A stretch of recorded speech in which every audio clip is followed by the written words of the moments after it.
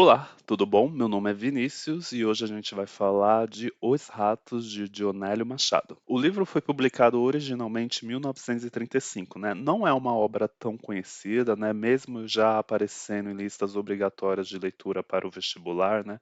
Tá acontecendo, vamos dizer, esse resgate dessa obra aqui. E o autor, né, Dionélio Machado, também não é tão conhecido assim para o grande público, até em questão do público leitor, né? Eu particularmente não conheci o autor e essa é a primeira vez que eu estou tendo contato com ele, assim, essa é a primeira obra que eu leio dele. E já deixo claro que o objetivo desse vídeo não é fazer algo voltado para o vestibular, né? Não é para fazer uma análise, um resumo da obra, mas posso dizer para quem tem esse livro na lista de obrigatória de leitura, né, e tá pensando em ler ele, é que é um ótimo livro assim para ler em transporte público, assim, quando você está fazendo deslocamentos assim pela cidade, porque os capítulos são curtos, né? Então, para quem não gosta de interromper o capítulo no meio, assim, gosta de terminar o capítulo para fechar o livro e fazer outra coisa, esse livro é uma boa opção, né? E assim, né, a minha experiência de leitura dele em si não é algo assim tão difícil, mas também não é algo tão fácil, né? Eu demorei um pouquinho para pegar a fluidez da leitura, né, entrar no ritmo da história, mas uma vez que você encontra esse ritmo, a obra deslancha. Isso serve para qualquer tipo de obra também, né? E também não é um livro tão grande, né? Tem menos de 200 páginas, então sim, dá para pegar ele para ler e ter uma base melhor para fazer o vestibular. Mas agora falando da história em si, né? Vamos acompanhar a saga O Dia de Nasiazeno, né? Toda a história do livro vai se passar em 24 horas. É um ciclo assim completo. Começa na manhã de um dia, termina na manhã do próximo dia. O livro começa como uma discussão entre o leiteiro e o Nasiazeno, né? Lembrando que o livro é da década de 1930, né? Então, na época, o leite era entregue nas casas das pessoas pelo leiteiro, e o motivo da discussão é que o Nasiazeno estava devendo em torno de 53 mil réis para o leiteiro, e o leiteiro dá um prazo assim que o Nasiazeno tem até o próximo dia para conseguir o dinheiro para pagar o que deve, ou então ele cortaria de vez o fornecimento de leite para a família. Só que, né, não é apenas o leiteiro que o Nasiazeno deve, né? Logo depois, quando ele está conversando com a esposa, né, a chamada Adelaide, descobrimos que eles já tiveram que cortar a manteiga e o gelo. E que cortar o leite, assim, seria algo muito sério para a família, porque eles têm um filho e que esse filho acabou de ter uma suspeita de meningite, né, com caso de desnutrição e desidratação graves, né, fortes. Então a criança não pode ficar sem o leite, assim, por causa da situação ainda de recuperação dela. E outra coisa, né, o Nazi Azeno ainda não pagou o médico pelo tratamento que ele deu ao filho, então também estava devendo o médico. Assim, o Nazi Azeno, assim, nessa discussão, né, nessa conversa com a esposa, até tenta argumentar que quando era criança, em uma cidade pequena, assim, de interior, não se tinha esses luxos como manteiga e que ninguém morreria por falta de leite, né? Mas isso eu vejo mais como uma tentativa de esconder a própria frustração pelo estado das coisas que a família se encontra, né? Porque ele, como homem da casa, né, e pela época que o livro se passa, é ele que tem a obrigação de levar o sustento para a família, né? De manter a casa. Aí logo depois dessa conversa com a esposa, ele sai para trabalhar e para conseguir o dinheiro assim para pagar o bonde e ter uns trocados assim também. Ele vende umas garrafinhas que ele colecionava e ele sai com o objetivo de pedir o dinheiro para pagar o leiteiro para o seu chefe na repartição, né? O Naziazeno é um funcionário público e começa a criar vários cenários nesses trajetos, né? Vários cenários imaginários em que ele mesmo já começa a acreditar nesses cenários e acha já garantido o empréstimo do chefe. Inclusive nesse trajeto, né? E nesse momento que ele fica pensando em cenários de como conseguir dinheiro, ele pensa em justamente jogar em betting, né? Não seria as bets atuais, mas também apostas assim em cavalo, em outras coisas que eram permitidas na época. Só que nesse plano de pedir dinheiro para o chefe tem um problema, né? Não é a primeira vez que o Naziazeno pede dinheiro emprestado para o chefe, né? E ele já tinha pedido antes para justamente ajudar a pagar o tratamento do filho doente. E quando ele consegue falar com o chefe nega um empréstimo para ele, né? O novo empréstimo, né, para ele, e basicamente o humilha assim na frente das pessoas dizendo que não é banco, né, e tal, e o Naziazeno acaba se sentindo assim humilhado pelaquela situação. E assim, o próprio Naziazeno, né, admite assim que ele se sente humilhado por causa dessa dependência em relação aos outros, né? Essa dependência à caridade alheia. E a sua incapacidade de ter alguma outra forma de renda extra, né? Ele até diz aqui no livro que ele se sente em débito em relação aos outros homens, né? E usa como exemplo, assim, nessa coisa de conseguir uma renda extra, né? Um amigo dele chamado Duque, que ele admira por sempre conseguir algo a mais, né? Sempre um trabalho por fora e conseguir um dinheiro a mais. E o próprio Naziazeno diz, né, que se sente em débito com os outros homens, né, por causa dessa situação que ele vive, né, nessa roda de limite financeiro que ele enfrenta. Aí, como eu falei, né, a gente vai acompanhando todo o dia, né, do Naziazeno, então ele encontra outro amigo, né, que ele conversa bastante durante o dia, chamado Alcides. Aí eles decidem jogar no bicho para ver se ganha algum dinheiro extra, né, algum dinheiro na sorte. Nessas andanças do dia, né, de Naziazeno, ele encontra um conhecido assim na rua que dá a ele R$ 5.000 para ele conseguir pagar o almoço. E nota esse valor, né? R$ 5.000 era um valor de um almoço completo, né, no centro da cidade, no caso Porto Alegre. Então você percebe que os R$ 53.000 que ele deve para o leiteiro não é uma quantia absurda, né? Seria o equivalente a uns 10 almoços no centro da cidade. E o leiteiro não é pago diariamente R$ 53.000, né? Ele era pago mensalmente, não é? Esse, no caso do Naziazeno especificamente, ainda teria os atrasados, quem estaria dentro desse valor de R$ 53.000. Aí ele consegue esses R$ 5.000 para almoçar, né, com esse conhecido na rua e decide não almoçar e na verdade ele vai e joga na roleta, né? Ele entra em um cassino e joga todos os R$ 5.000 de uma vez na roleta em um determinado número, né? Eu acho que foi o 28. E a roleta gira, né? E o resultado é que ele ganha. Ele ganha R$ 175.000. O suficiente para pagar o leiteiro, pagar outras dívidas e aliviar a situação de toda a família. Fim da história? Não. Ele se empolga jogando na roleta, né, uma vez que ele já chegou ganhando, né, e eu acho que esse é o maior perigo para qualquer pessoa que já chega e ganha em algum jogo de azar, né, que você já acha que está com sorte e aí começa a se arriscar mais e mais e mais. E isso é o que o Naziazeno faz, e no fim ele perde todo o dinheiro que ganhou. E é nesse momento do livro que você fica furioso com essa atitude do Naziazeno, né, porque ele sabe da situação da família, sabe da situação em que ele se encontra e mesmo assim arrisca tudo na roleta sem parar até perder tudo, que ele tinha ganhado R$ 175.000, o suficiente para pagar o leiteiro e pagar basicamente, né, começar do zero, assim, várias dívidas, e ele perde tudo porque não conseguiu parar de jogar, né? A gente pode até dizer que talvez ele seja um viciado em jogatina, porque a linha de raciocínio que ele usa para continuar jogando é a linha de raciocínio de uma pessoa que já é viciada em jogatina, né?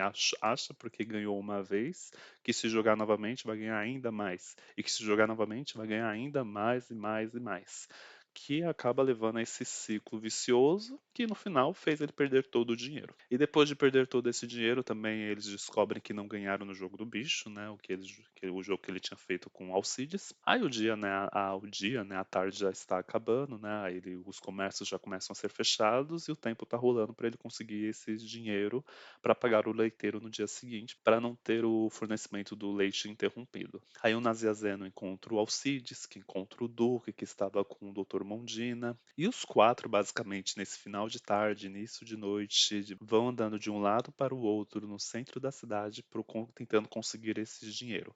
Vão atrás de vários agiotas e nenhum concede um empréstimo, até que eles fazem um rolo assim com um anel de bacharel de Alcides, né, que estava penhorado em um penhor ali no centro da cidade. Aí eles tiram esse anel desse penhor para tentar conseguir penhorar em outro lugar com mais vantagens, né, conseguindo mais dinheiro pelo anel, e sempre os quatro andando pela cidade de um lado para o outro até chegar no desenrolar da situação, que é quando a história tem um corte. Com esse corte, né, a história pula para Naziazeno chegando em casa tarde da noite.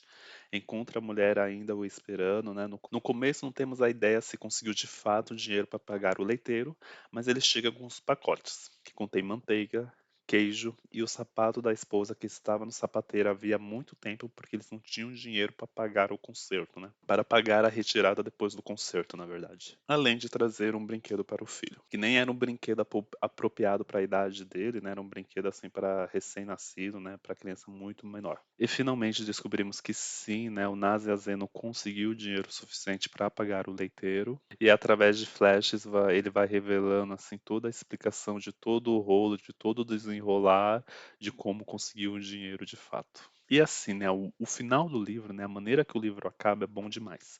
Você pode não gostar do livro inteiro, mas tem que aceitar que o final do livro é muito bom, né, muito simbólico. O casal vai dormir, né, e deixa o dinheiro do leiteiro do lado da panela do leite, né, porque o leiteiro chega de manhã bem cedo, né, quase de madrugada, e ele despeja o leite dentro da panela. E ele já possui a chave da casa, né? Então ele entra, despeja o leite na panela e vai embora. E com isso ele conseguiria ver o dinheiro do pagamento que estaria do lado dessa panela. Só que o Naziazeno não consegue dormir, né? Ou pelo menos tem sonhos muito reais, assim, e começa a ouvir barulhos de ratos por todos os lados. E ele começa a imaginar que esses ratos podem roubar o dinheiro do leiteiro para começar a roer esse dinheiro. E ele passa a noite aflito, pensando nesses ratos, ouvindo esses ratos e pensando que esses ratos podem roer o dinheiro do leiteiro, o dinheiro que ele precisou rodar a cidade inteira para conseguir, né? Passou por várias situações para conseguir. E a gente, como leitor, começa a ficar angustiado também, né? Porque o título do livro é Os Ratos e a primeira vez que estão sendo abordados de uma maneira tão explícita e tão longa na história é justamente nesse momento final. Aí vai passando o tempo, o Naziazeno fica escutando esses ratos, mas é incapaz de ir para a cozinha para conferir se realmente há ratos por lá e se o dinheiro ainda está lá ainda. E ficamos nessa agonia e vou ler aqui a parte final do livro, né, que é o último parágrafo. Então esse é o último parágrafo do livro, né? Então se você não quiser esse spoiler, pode pular aí, ler o livro e depois volta. Então vou começar a ler agora. Um baque brusco do portão. Uma volta sem cuidado da chave. A porta que se abre com força, arrastando. Mais um breve silêncio, como que uma suspensão. Depois, ele ouve que lhe despejam. O leiteiro tinha ameaçado cortar-lhe o leite. Que lhe despejam festivamente o leite. O jorro é forte, cantante, vem de muito alto. Fecham furtivamente a porta, escapam passos leves pelo pátio, nem se ouve o portão bater. E ele dorme. E o livro se encerra desse jeito, né? Com o leiteiro encontrando um dinheiro são e salvo, e aí você percebe na situação, né? O leiteiro já chega furioso dentro da casa do Naziazeno, né? Batendo na porta, abrindo com brutalidade, e na hora, né? Entra, vê o dinheiro, coloca o leite, e na hora de sair, ele já tá calmo e ele nem bate a porta na hora de sair. Enfim, né? O livro se encerra desse jeito, né? E pela história, o Naziazeno em si não é um pobre assim de passar fome, né? A gente pode colocar eles como uma classe média baixa, né? Classe trabalhadora, né? Que ele vive uma situação que não consegue acumular riqueza, né? Acumular uma poupança para momentos difíceis, né? Para momentos de dificuldades. E ele tem um emprego fixo, é um funcionário público, mas mesmo assim não consegue sustentar a sua família de uma maneira segura. Ele acaba o livro aqui, né, finalmente conseguindo dormir, relaxar por ter conseguido resolver um problema, de ter conseguido sobreviver por mais um dia, né, porque ele sobrevive, mas a situação dele no geral não mudou. Ele, por exemplo, ainda vai ter que correr atrás para pagar esse dinheiro que ele usou para pagar o leiteiro, né? E aí por aí vai, né? E outras dívidas também.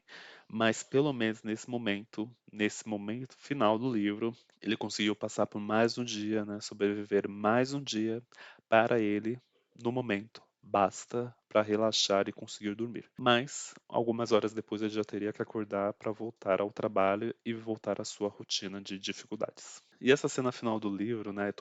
O livro em si, Os Ratos, parece que saiu de uma conversa do Dionélio Machado com a própria mãe, né? Porque a mãe tinha questionado ele sobre se os ratos roem papel e folhas, né, porque eles não roeriam dinheiro.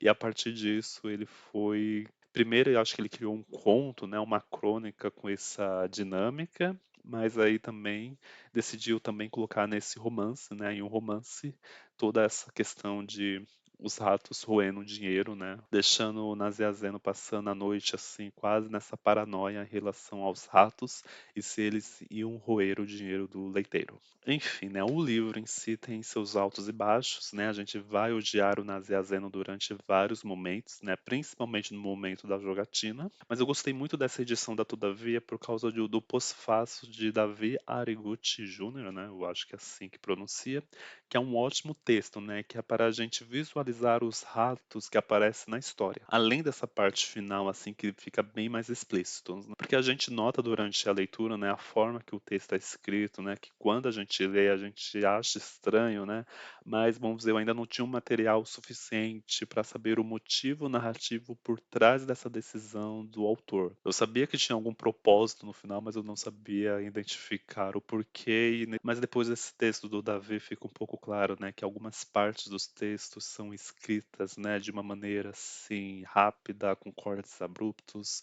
justamente para semelhar a dinâmica dos ratos. Além disso, né, nesse pós-fácil do Davi, né, ele sugere que talvez os ratos também podem ser a representação do tempo sendo corroído, né?